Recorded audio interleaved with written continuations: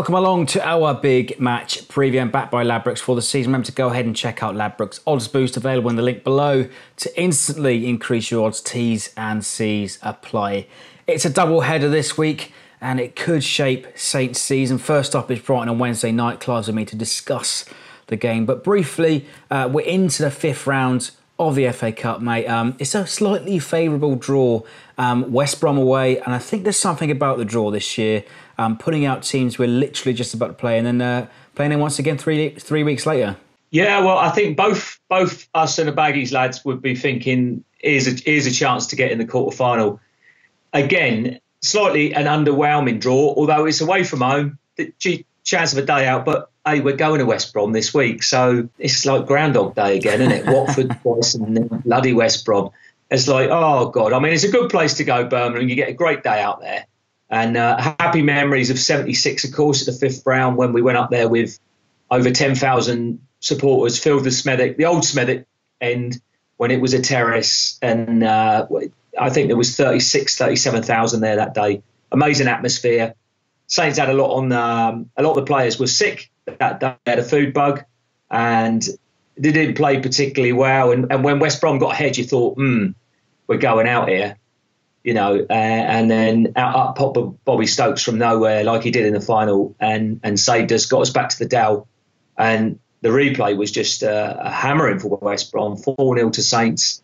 The game was over in a half an hour, to be honest. So happy memories of that day. I remember going up the M5 and all you could see was a sea of Saints coaches. And for a 15-year-old lad at the time, that was like amazing, just because half the time when we went away, there was just a few hundred of us. So to see 10,000 on the road was thrilling. And the noise we made that day was incredible. If only we could take that everywhere, then we're going to need that support on Wednesday night. Yeah, for sure. And I know our support has been quite good the last few weeks. We really got behind the team the other night at Watford. You know, great banter between the fans on Saturday, and you know, great support against Tottenham as well. But it's back to business on Wednesday night. Brighton, they visit. They're in a bit of a nosedive, according to the Brighton fan that I spoke to. But we're starting to pick up just a little bit of steam. 2 wins, 2 draws in the last 4 games, and a new signing to boot. Yeah, the new signing, obviously, you'd hope that that's not the end of it with the few days we got left. But obviously there'll be nobody coming in that's going to feature in the Brighton game, I wouldn't imagine. So, you know, this is what we're concentrating on, and will our new man be ready for that game? He looked okay when he came on Saturday. Difficult. Obviously, strange substitutions. You'd have thought he would have been the one coming on for Buffal.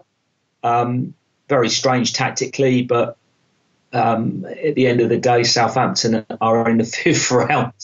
So Mr. Pellegrino might say that his decision was justified. I rather think I'd have liked to seen Carrillo given 20 minutes at least, just to bed him into the speed of the game. It's so difficult coming off the bench. You've just arrived in a new country. Everything's a bit strange. Yeah, you've got enthusiasm, you've got adrenaline going through you, but you need to settle down and play. And it would have been good to give him 20 minutes, half an hour, I think. Hopefully he makes a start, but apparently the report suggests that he's not quite match fit yet. But equally, Brighton have a few signings as well. They brought in a Dutch forward, Jurgen Locadia, but he's yet to play, currently injured.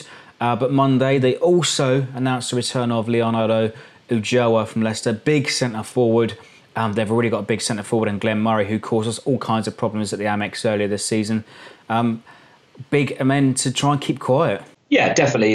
It looks like it's going to be lump it forward and get the centre forward on the end of it. I think we played much better football than Brighton down their place, but when we had the advantage, we didn't force it home like in so many games this season. And the one thing you have to give Brighton credit for is they're really good battlers. I think they've got a superb manager in Chris Hughton. I think he's done an amazing job there. And the fans, you know, it's all a lot of enthusiasm there. Although I think they've been hit the last few home games. And the reality is this is a really tough league. This is a really tough battle. And Wednesday night is going to shape what Saints and Brighton do for the rest of the season. Yeah, absolutely. And there's only 6 points separating the 10th position, which is Watford, and Swansea in 20th. And if you look at it, we're only 2 points from the bottom. Yeah, I know. It's such a worry. And obviously, the last thing you want to do is lose and a draw. A draw ain't great. We really need that win. We really need the win to get above Brighton. Psychologically, I think that's important. They've had a bit of a dip in form. They've had a bit of a dip in results. They're finding it hard to score. Obviously, tried to address the problem with the guys they've brought in. But I think Saints should have too much from them, though I'm obviously worried about our fullbacks, whether they'll be fit, because so much of our game revolves around, as we said so many times, around Bertrand and Cedric.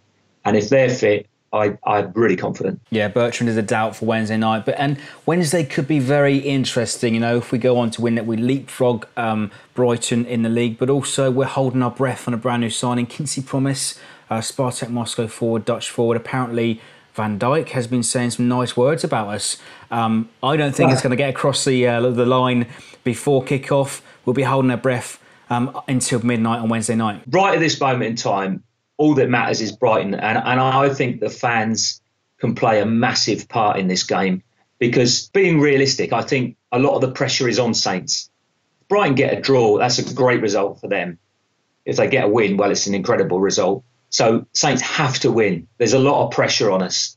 And say we went behind early in the game, I really hope the fans don't turn against the team, because there's been a big improvement lately. A lot of improvement still to come, I think. But there's been a big improvement in effort, and I think they deserve our support. It's so important that fans don't turn against the team if things go wrong. And, you know, if we do get in the lead, let's not get anxious, because this game is so crucial. This game is something where the good little run we've been on lately, 4 games unbeaten, you can really then start to have a bit of confidence going forward, because then you've got West Brom away, an equally important game. So this is Saints' biggest week of the season, without a doubt. Yeah, and we've been doing well at set pieces recently. Scored at a set piece. Jack Stevens got the end of that against Watford. And the Brighton fan I spoke to, he reckons Brighton are hopeless at defending corners. So maybe we chuck in Carrillo up there. But hopefully, Senor Pellegrino has already figured this out. Do you reckon he watches our videos, Clive? I don't know, mate. But look, half the league are useless at defending set pieces. Liverpool can't defend for toffee, despite having Virgil van Dijk. You know, and you just wonder what they do. I know. Look, when you see the Chelsea guy scored yesterday with a beautiful free kick, hard to defend that against Newcastle. But some of the goals that have been conceded, that they really are a bit soft. And well, good credit to Saints. We've got a few options there now. Obviously, who can wallop a ball, hit the wall on Saturday, but he's clearly got a good left foot. Bertrand, we know, can be very dangerous from free kicks. And of course, the supposed specialist is James Ward-Prowse, who actually has been a little bit disappointed with some of his deliveries from free kicks lately. I think his game has improved no end on the pitch in open play, but some of his free kicks haven't been so great. And that's one area where we could really hurt Brighton, I think. Yeah, and we should take our chances. That's what really let us down this season. But Wednesday night, it's your classic 6-pointer. If we leapfrog, if we win, we leapfrog Brighton. What's your prediction, mate? We've got to win. We have to win. I hope it's a clean sheet. And I hope if we can get 1-0 up, we go 2-0 up and we don't sit back on it. Please be positive, Mr. Pellegrino. The guys can play. You can see they can play. For goodness sake, let's go and take games. Keep taking the games to the opposition. Must say, the last 2 games, the second half performances have been a lot better.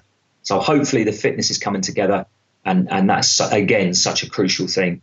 Fitness, determination, we know we've got ability. And Pellegrino has mentioned in his recent conferences that we're almost where he wants us to be. But excellent stuff, mate. Remember to go ahead and leave us your score predictions in below. Big match Wednesday night down at St Mary's. Leave us your likes, your comments, and subscribe for more.